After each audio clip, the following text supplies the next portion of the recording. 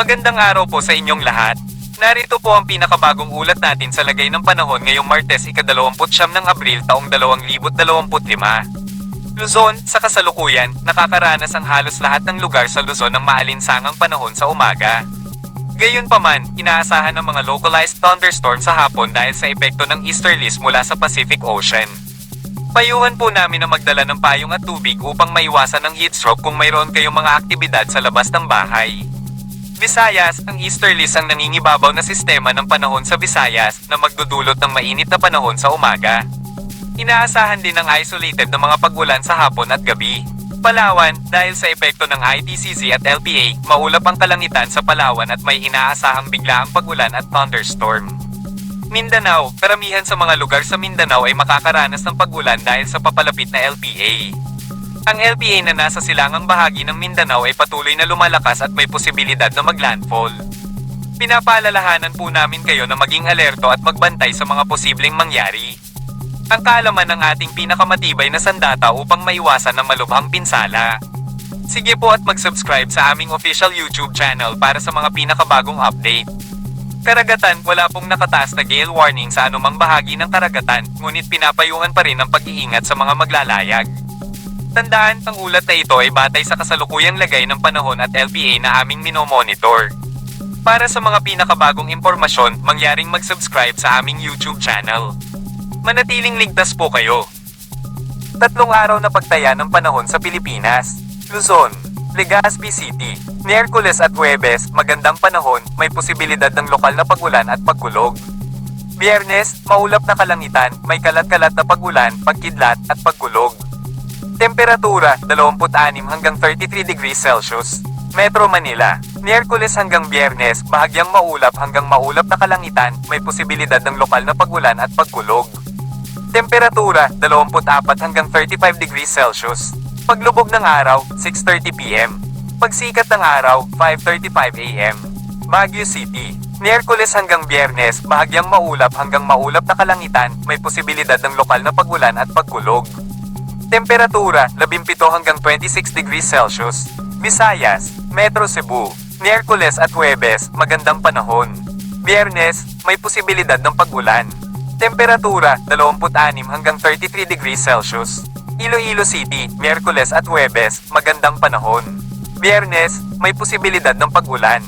Temperatura, 25 hanggang 33 degrees Celsius. Tacloban City, Miyerkules hanggang Biyernes, maulap na kalangitan, may kalat-kalat na pag-ulan, pagkidlat at pagkulog. Temperatura, 26 hanggang 32 degrees Celsius. Mindanao, Metro Davao, Miyerkules hanggang Biyernes, may posibilidad ng pag-ulan, pagkidlat at pagkulog. Mas malakas na pag-ulan ang inaasahan sa Huwebes at Biyernes, lalo na sa silangang bahagi. Temperatura, 24 hanggang 30 degrees Celsius. Cagayan de Oro City, Miyerkules hanggang Biyernes, may posibilidad ng pag-ulan, pagkidlat at pagkulog. Mas malakas na pag-ulan ang inaasahan sa Huwebes at Biyernes. Temperatura, 24 hanggang 31 degrees Celsius. Zamboanga City, Miyerkules hanggang Biyernes, may posibilidad ng pag-ulan, pagkidlat at pagkulog. Mas malakas na pag-ulan ang inaasahan sa Huwebes at Biyernes. Temperatura, 24 hanggang 32 degrees Celsius. Tandaan, ang pagtataya ng panahon ay maaaring magbago. Pakisundan ng mga balita para sa mga pinakabagong ulat. Dumako naman tayo sa ating partner para sa mga karagdagang impormasyon sa loob ng ating bansa. Narito ang ating latest satellite image kung saan yung minomonitor nating low pressure area ay huling namataan kanina na nasa layong 735 kilometers silangan ng Davao City. Ito ay nasa loob na ng ating Philippine Area of Responsibility. Itong low pressure area na ito, although may kabagalan, posible pa rin lumapit sa landmass ng ating bansa.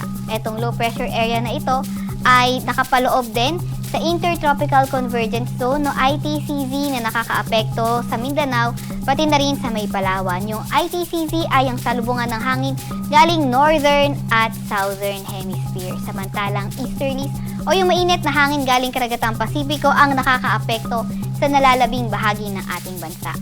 Para naman sa lagi ng panahon sa may Caraga, pati na rin sa Davao Region, asahan natin yung trough o extension ng low pressure area magdadala ng maulap na papawirin at mga kalat-kalat na pag-ulan, pagkidlat at pagkulog sa mga nabanggit na lugar. Para naman sa lagay ng panahon sa nalalabing bahagi ng Mindanao, pati na rin sa Palawan, asahan naman natin itong ITCZ o Intertropical Convergence Zone magdadala rin ng maulap na papawirin at mga kalat-kalat na pag-ulan, pagkidlat at pagkulog. Para naman sa lagay ng panahon sa Metro Manila at nalalabing bahagi ng ating bansa, asahan pa nga rin natin yung mainit at maaliwalas sa panahon, pero pagdating ng hapon hanggang sa gabi ay tumataas ang mga tsansa ng mga localized thunderstorms. Sasahan pa rin natin sa Palawan na magdadala ng mga paulan ang ITCZ o Intertropical Convergence Zone, samantalang sa Metro Manila at nalalabing bahagi ng Luzon, asahan pa rin natin fair weather conditions kung saan mainit at maalinsangan umaga hanggang tanghali, pero pagdating ng hapon tumataas ang mga tsansa ng mga thunderstorms. Agwat ang temperatura sa Metro Manila ay 24 to 35 degrees Celsius. Sa Baguio naman ay 17 to 26 degrees Celsius, 25 to 34 degrees Celsius sa may Lawag, 25 to 37 degrees Celsius sa may Tugigaraw, 26 to 33 degrees Celsius sa may Legazpi, at 23 to 33 degrees Celsius sa may Tagaytay. Agwat naman ang temperatura sa Puerto Princesa ay 26 to 32 degrees Celsius, gayon din naman sa may Kalayaan Islands. Para naman sa lagay ng panahon sa Visayas at Mindanao, asahan natin na magpapatuloy pa rin na magdala ng paulan yung low pressure area o yung kanyang trough at pati na rin yung Intertropical Convergence Zone o ITCZ. Para naman sa lagay ng panahon sa Visayas, until tomorrow, naasahan natin sa buong Visayas pa rin patuloy ang fair weather condition kung saan may mga tsansa ng mga thunderstorm lalo na tuwing hapon at gabi. Agwat ang temperatura sa Cebu ay 27 to 33 degrees Celsius, 24 to 33 degrees Celsius sa may Iloilo, 26 to 32 degrees Celsius sa may Tacloban, 25 to 32 degrees Celsius sa Cagayan de Oro, 24 to 31 degrees Celsius sa may Davao at 24 to 32 degrees Celsius naman sa may Zamboanga. Para naman sa lagay ng ating karagatan, wala pa rin tayong nakataas sa gale warning sa kahit na anong dagat baybayin ng ating bansa.